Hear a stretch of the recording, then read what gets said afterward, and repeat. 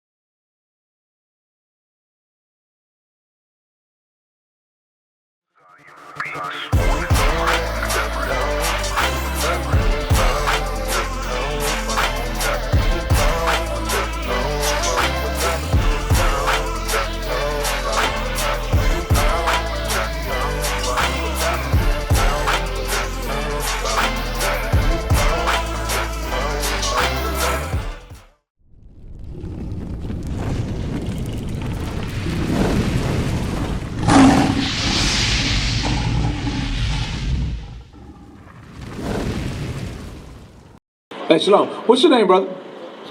Tony. And Nabi, right? Is it Nabi or Nabi? Nabi, okay. Tony and Nabi. What's your name, brother? I know you. Huh? Ox, right. We dealt with you a few times. Okay, so what's your question again? You said, what's the nature of him? Where did he come from? Is that what you're asking? Okay, so let's get the origin of the white man. Matter of fact, I think the officer, give me Genesis 2 and 7. So let's go to the beginning and the first man, and then we'll go to the white man, right? Matter of fact, start at Genesis 1. Give me verse 26. So, all right. Give me that. The book of Genesis, chapter 1, verse 26. And God said, let us make man in our image, after our likeness, and let them have dominion over the fish of the sea. So this is when the first man was about to create it. So God said, let us make man in our image. So who is the us? It's God, Christ, and the angels. Okay, because God, the Most High God's first creation is Christ. Okay, then from there, Christ created everything else. That's why it says in John 1 and 1, give me that real quick. Give me John 1 and 1. The book of John, chapter 1, verse 1. In the beginning was the Word. We know that the Word is Christ, right? In the beginning was the Word. And the Word was God. And the Word was God. The same was in the beginning with God. The same was in the beginning with God. All things were made by Him. All things were made by who?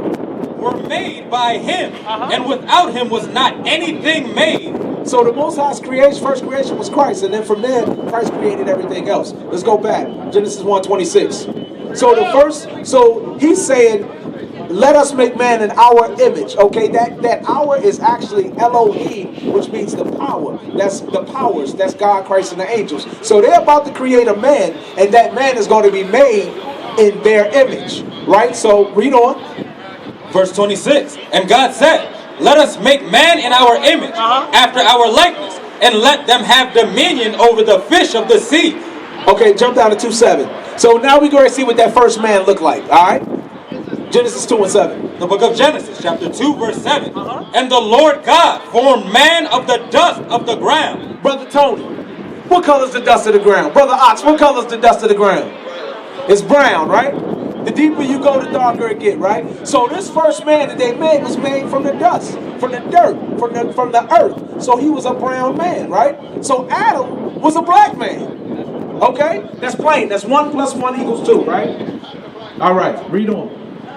And the Lord God formed man of the dust of the ground, and breathed into his nostrils the breath of life. What is that breath of life talking about? Huh? Give me Proverbs 7 and 2. Watch this. The breath of life is this.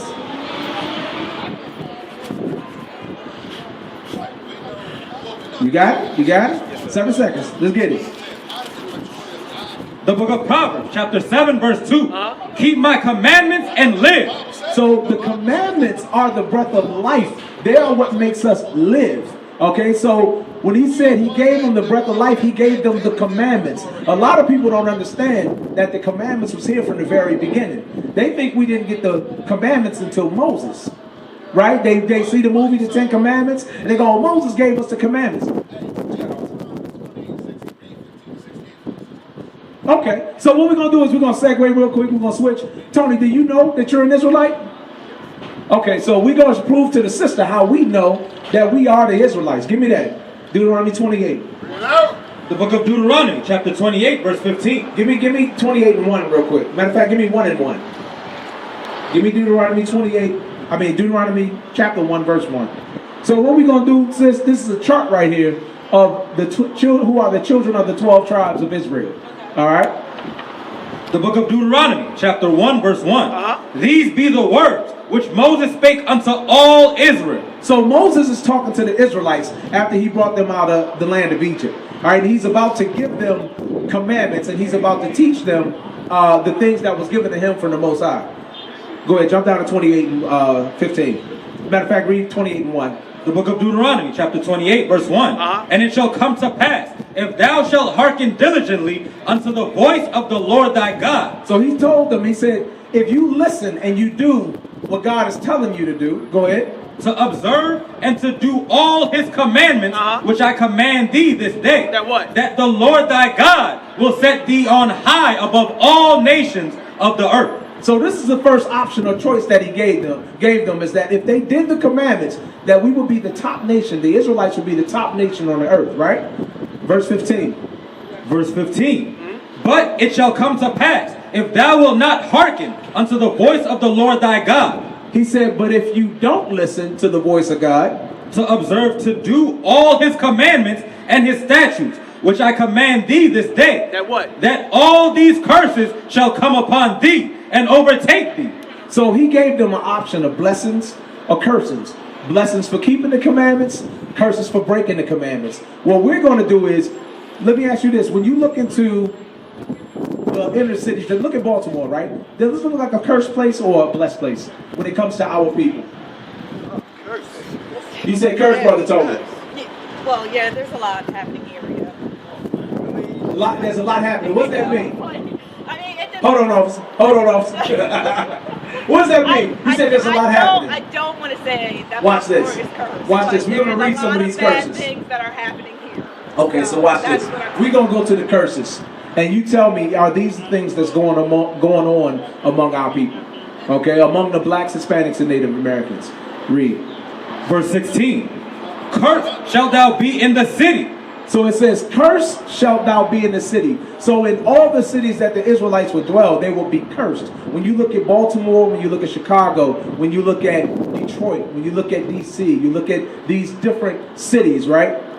And you see the crime, you see the drugs, you see the murder, you see the rape, you see the horrible school systems, you see the corrupt politicians. When you see all these different things that are going on, those are curses, right?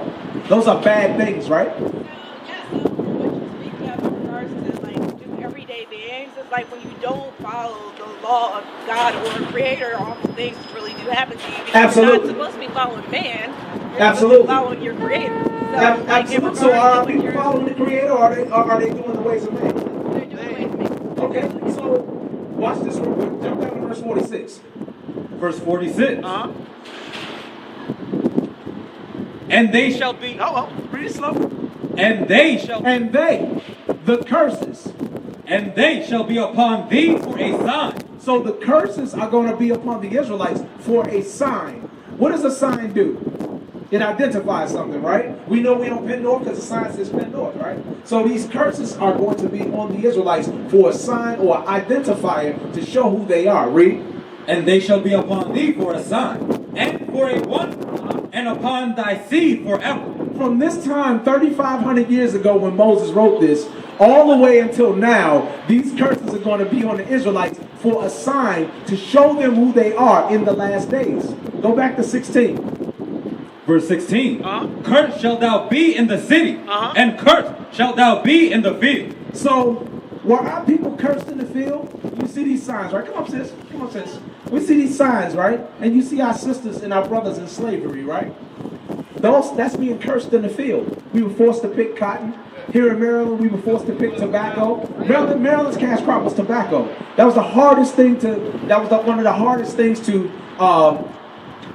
bring to what they call it, agriculture. It was one of the hardest things to farm was tobacco, to harvest. There you go, sis. So that was one of the hardest things, and that's what America's cash crop was. Maryland's cash crop was tobacco. Okay, so we were forced to do these things. That's cursed in the field.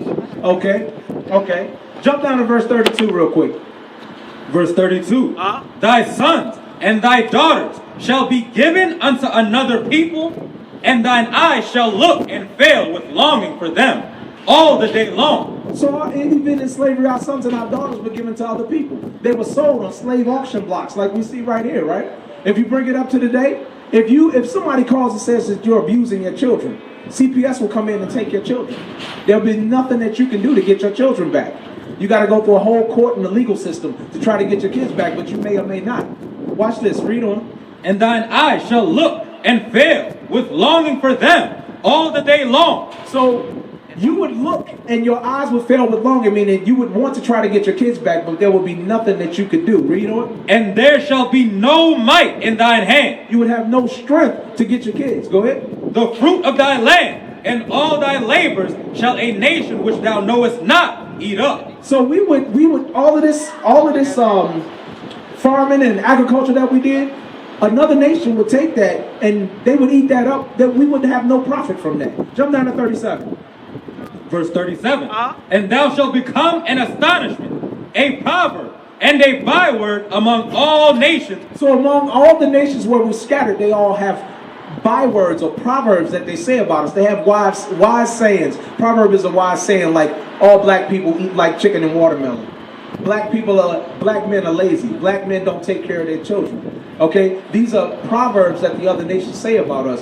A byword is being called anything outside of your God-given name, like Judah or Benjamin or Levi. These are the God-given names. They call you African American. They call you black. They call you Negro. They call you colored. These are not, that's a byword. That's being called outside. Anything outside of what God called you is a byword. Okay? Go ahead. Read on from there. And thou shalt become an astonishment, a proverb and a byword among all nations, whither the Lord shall lead thee. Real quick, jump down to verse 64. Okay, watch this. Verse 68. Bring it out. Verse 68. And the Lord shall bring thee into Egypt again. So the Lord is going to bring us back into Egypt. Egypt is a Greek word. It means slavery. So he said he's going to bring us back into slavery. How? With ships. So how did the so-called African Americans get from Africa to America? Slave ships, right? Yeah. Okay, so that's what it's saying right there. Okay. Go ahead. By the way whereof I spake unto thee. And the way Moses said it was going to happen is how it happened. Go ahead. Thou shalt see it no more again. And we wouldn't see our homeland of Israel again as a nation. And there ye shall be sold unto your enemies. When we got over here and we got off those slave ships, we were sold to our enemies, correct? Okay, go ahead.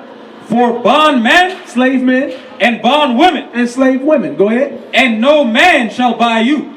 We would not, that word buy means redeem. No man will be able to redeem you or get you out of that condition except for Christ when he returns. Go ahead. Don't go nowhere. But sis, this is what real quick before you go, I know you pressed for time. The reason why I had him read that and show those prophecies, those were written 3,000 years before they occurred. To let you know, because the thought was this was a man-made book. This was not a man-made book. No man in history could sit there and prophesy about millions of people going into slavery on slave ships, losing their nationalities, their sons and daughters being taken from them. No other book on the earth has ever predicted that. That's how we know that we are the real Jews. Are you familiar with Nick Cannon? What happened when Nick Cannon came on and said he was a real Jew? What did they do to him? Right. Why wasn't he ostracized the same when he was a Muslim? Why can't a brother come out and be a transgender? But soon as a brother say he a Jew, that doesn't strike you as odd when a brother say that he a Jew? But the white man tells you could be anything. You got people identifying as dolphins and all types of stuff. Nobody got a problem with that. But soon as a black man say that he's the real Jew, now he gets in trouble. And now people see it and it don't even register. Give me Isaiah 1 and 3 real quick. Hurry up. Hold on. Just to be clear, I thought the first 5 books of the Bible were written by those. No, they weren't. Give me Deuteronomy 9 and 10. That's where that's why. Right, well, I'm going to show you. Listen. But please be hurry. I gotta go. I am. I know, we cold too, sis. But, oh, you got to go. Watch this.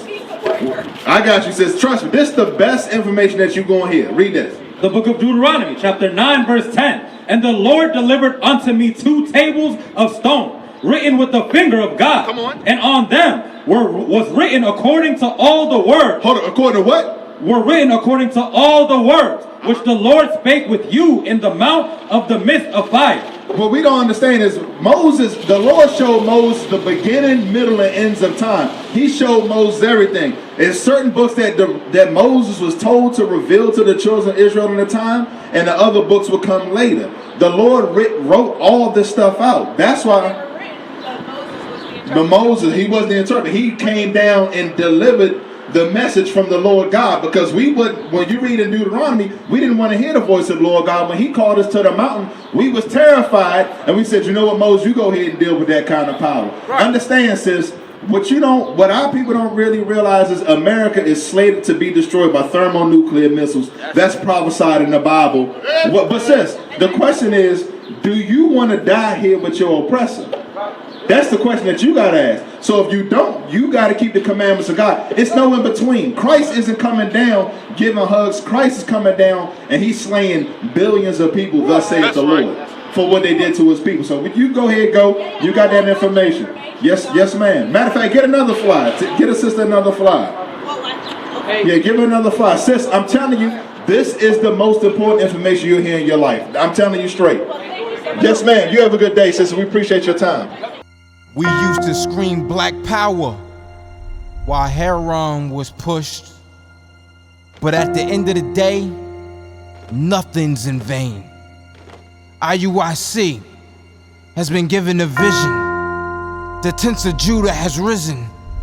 Many has attempted the mission. Minor murmuring, omitting, and missing the mark. Just reading that he had the flame of fire in his eyes gave us the spark. We on Paul's mission. We out on the road, purple and gold, from Mexico, Cuba, Haiti, Ghana, Sierra Leone. 144,000 boots banging, concrete crackling. These are how men repented at heart. The scriptures is proof. IUIC, we deliver the truth.